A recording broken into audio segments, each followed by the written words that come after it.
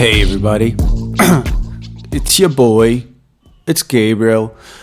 So recorded an episode, didn't like it, recording again. I had to do a solo episode this week. I wanted to upload something, I had the option to not upload anything.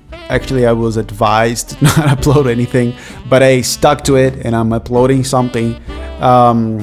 This is just a thank you message for everyone. It's me talking shit for like 15 minutes roughly. I just want to let you guys know that next year we'll continue with the podcast as is. By that I mean no improvements. It's gonna continue to be exactly the same quality for a while. I'm really proud of where we are right now with the podcast, the reels, the videos, the editing, the sound quality. If you listen back to episode 1, and I do recommend you do that. And yeah, it's been a while since I've done a solo episode because I haven't had the need to do it. But I also didn't need it. There was no need to make this, but I still did it. It's just a nice little message that I wanted to put out, and me talking shit for 15 minutes about TV shows that I watched this week. I removed the first 15 minutes of my recording because I sound like I'm fucking schizophrenic. All right. Shouts out to everyone who supported the pod. Shouts out to Pato and Victor. Merry Christmas, everybody, and toodaloo, and enjoy this last episode of the year. Bye. And then this happened. Oh yeah, that's right. Like, I don't look back often. I'm always like future oriented, and I'm a pessimist, which is a horrible combination because I'm always being pessimistic about the future, like every single moment of my life, and I'm doing stuff to avoid things going bad. That's where the anxiety comes from, I think. Also, great show, you should watch it. It's about that as well. It's David Munoz. Munoz? Yeah, I think that's his last name. He's the top chef in Spain. He's the number one worldwide. He's up there with Noma and every other famous restaurant worldwide. He's Mr. Worldwide, if you will. And he has a show out on Netflix that's a docu-series or documentary. I don't know if it's a movie or a show. I didn't pay attention. We watched the first 30 minutes of it, and it's great. There's one thing about it that is shitty, which is the camera is stretched out. I don't know if that's my Netflix or everyone else's. It's a weird angle that they did the camera in. Feels like it's in 0.5, whatever. But the show depicts the number one chef, right? And being a chef is definitely a creative, artistic environment. It's not like, being an accountant. He's not like the number one accountant. He's not a machine. He's a creative genius, essentially. And it shows all his faults, and it shows his struggles mentally, which is really cool to see. Because from the outside, before the documentary, all you could see is like, dude, this guy got another Michelin star. This guy is opening restaurants in Dubai, in London. This guy's killing it, He's married to Pedroche, which is a model here in Spain, I think. He's killing it. But when you see the docuseries, you see how he hates his life. He's in deep hatred of everything he's done. He's proud of it. And that's the big issues with creative types. We're proud, but we hate it. We hate that we're proud. It's like, yeah, I'm a 3 Michelin star guy here in Madrid. But also, my restaurant fucking sucks. It's so fun to see. It's good. It's inspiring to see. It's inspiring to see a guy that's struggling to get by at that level, and that his only tip and advice that he gives throughout this first 30 minutes, he's talking to the owner of Noma, which is right now I think it's a level up of David Munoz worldwide. I guess it's fine, whatever. And they're talking over lunch or whatever, and the guy from Noma, he's a Danish cook. He's from Denmark, and he says, "What's your plan, David? What do you want to go to next?" Because the Noma guy is just traveling around the world, opening pop-up shops and just living life and trying different experiments. He's done. He said like, game over for me. I won the game. You know, I'm at the top of my game. I'm gonna do whatever the fuck I want. I'm taking a team. He's living in Kyoto right now, the guy from Noma, and he's researching different types of foods from Japan and experimenting with cuisine from Japan, which is awesome. And then he asks like, David, like, you already won. You already have 3 Michelin star. You have 2 other restaurants that are also Michelin stars. You have like a franchise on top of that. Like, you made it. You're good. Money-wise, you're good. Should be good, at least. What's next for you? Because you could just, you know, and the guy from Noma said, you could just go to every small city in Spain, you know, and research different areas and get great local produce and like make whatever the fuck you want. And David Munoz said, I'm not like that. I just, my only thing is I want to keep going. And then the guy say, where are you going though? Like, what's the direction? And he's, I don't know. I'm just gonna keep going. And I think the guy from Noma is wrong. The other guy is wrong because he's also doing the same shit. It's just that the way he's doing it's in Kyoto in Japan.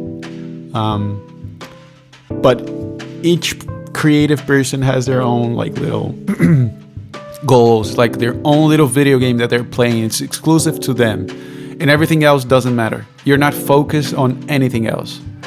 It sounds great to go to live in Kyoto and open like pop-up shops and make little cool desserts with lemon or whatever the fuck he's doing.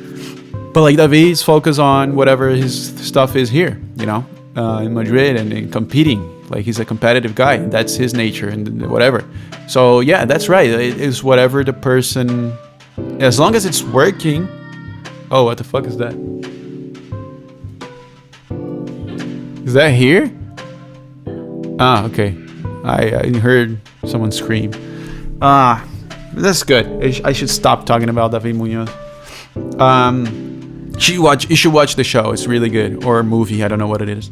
But you should watch it. And that type of stuff is inspiring. It's the same with Gary Shandling and Pete Holmes. They just talk about keep going. And what is your specific pursuit? That's why psychology is so close to creative thinking, kind of. Because you're exploring the inner depths of your mind. And you're learning about yourself. And that's the only way out creatively. Like, you cannot copy paste other people's lives, and if you're doing that, you're not, I'm sorry, but I don't think you're doing a creative pursuit. If you're like, yeah, now I want to be I want to have the exact same career path as fucking John Mulaney, exactly, like I want every single step that John Mulaney did. I want the same. That's just a job. That's not creative pursuit. That's literally leveling up in a corporation. First you're an intern, then you step up and you become an analyst. That's for people who aren't following the creative pursuit, which is fine, by the way. And I'm doing that as well in a company. And that's good because it's stable. And I know the steps and I know the salary associated to each step because I know the value that each step has, kind of. So I know how much I should ask for money. And in a creative pursuit, none of that is applicable. Because sometimes what's really valuable for your pursuit is worthless for the rest of the world, you know? Another example, you know, the rapper Danny Brown. Danny Brown is a great underground rapper. He's really famous, but like he's still like experimental and underground. And he was talking about his conversation with 50 Cent. And 50 Cent said, dude, you need a hit. You need a one hit. And Danny Brown was like, dude, but I have a career out of experimenting stuff. Why should I need a hit? Like, I have enough money. I have enough people following me. Why do I need a hit? And 50 Cent was like, well, if you're not going for a hit, you just might as well make music for yourself in your basement. And again, I think 50 Cent's wrong in this scenario, which is, first of all, what is the goal of the underground rapper? Is it to make the craziest sounding songs for him and exploring the depths of his creativity for himself? And if people like it, good, then that's the goal. That's the point. Which, by the way, that's not my goal. I don't want to be doing shit for myself only. So I'm glad that you guys are listening. I don't know, though. It's really helpful. It's been a crazy year of growth for me personally, and I'm really thankful for this podcast. Even though like it's shit views, it's 50. Who am I kidding? Average views, probably 50, 80. I don't know which. Math, whatever. I don't know, dude. But it's great. It's whatever it is. You know, it's whatever it is. It's whatever. It's whatever I can do at the moment, and whatever. Oh, another point I wanted to make before I close the year with this episode. It might be a little selfish of me to do an episode alone. You know, because this podcast is like a group thing. It's my first creative project that is actually a group thing. It's not just me. Before my songs, everything else, it was just me. And I tried to include people on it. It didn't work. This podcast became like a collaboration. And with Pato and Victor. Hold on. All right, I'm back. And that is a game changer for me as well, personally, because it's awesome to share goals. Because it becomes something different. It's no longer my podcast. It's no longer the goal that I have for my podcast. Now it's like the goal is make something with Pato and Victor and merge all of our directions into one place as well. Like if Victor want to focus on comedy, let's focus on comedy. It's a good call, you know. I'll give up trying to make it more about me as much as I really fucking wanted to make it about me, this podcast. But it's not about me anymore. It's about comedy. And Pato's ambition to like make it nice, make it like a product that we can sell later and edit well and take time with it and really improve the quality, you know, and not the quantity. And that's also his goal. And I gave up and I was like, you're right. I was wrong before about quantity over quality. Let's go for that. And now it's way better. Like when I gave up, or not gave up because I wasn't like holding against it, but when they introduced their ambitions to this project, I was immediately like, oh, this is better. This is way better than I could do it alone, you know? And this episode, for example, compared to the other ones, probably shit. I'm aware, but I need an episode out. And that's part of my ambition that they're agreeing with, which is like consistency. We cannot skip a week. That's my thing. And talking about me, that's also my thing. Maybe I should stop talking about me. Let's talk about... No, let's probably close it. But I do had a couple of things I wanted to mention. Just shout out to everyone that's really listening to this every single week. It's humbling is what it is. It's like, oh, fuck, dude. I don't know. It feels so good. I never had anything ever... I don't know. Is it bad that I'm so thankful? Should I play cool and be like, yeah, whatever? I don't want to. I want to be like really openly saying, you guys are awesome for following this podcast. Thank you so fucking much. It's pretty cool.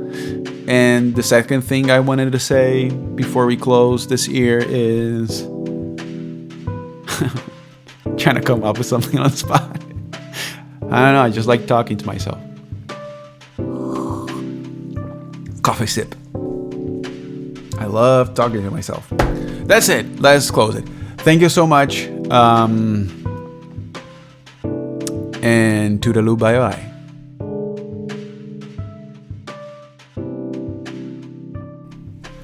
Hey, I need to talk low. Barbara's asleep. Secret ending.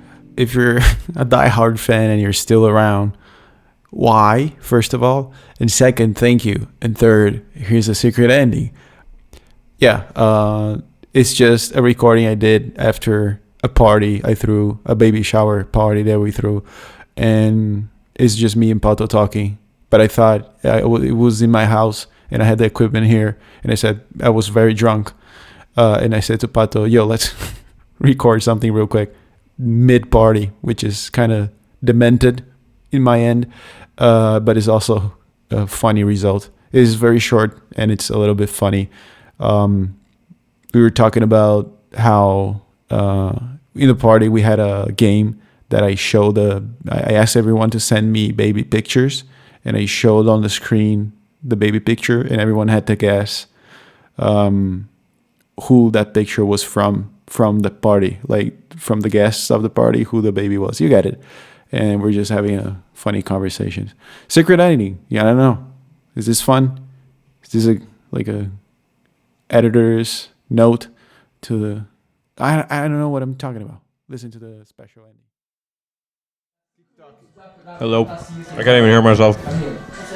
What'd you think about the party? It could have been better. Oh, why? We didn't finish the game of Papelitos. Which game do you prefer? Papelitos or the first one? Oh, that's a good question. I did so bad in the first one. I got 3 questions correct out of 23. Why? Dude, I don't know. I can't recognize faces. I'm actually really bad with faces. You know when people like watch Wait, movies? how many did you get? 3. That's insane. Yeah. There was ones that were so easy. I got my own wrong. I put Pablo because I thought it said Pato. It showed your baby picture and you thought it was... Because I want to get it as fast as possible. Why? Because it has more points? Okay, we're getting called out now. So, Val's telling her that we're recording a podcast. Look, now they're all looking at us. Why? They're all because Val's calling us out. I told you, Gabriel. Leave us alone. I'm eating Don't chew into the mic. God, he's got palm heart. food on his lips. Too. How would you call palmito? It's like a bamboo, no? It's a palm heart. Look, I feel like that name doesn't work. Gabriel thinks that we're gonna use this for anything. No, we're not. We're not gonna use this for anything.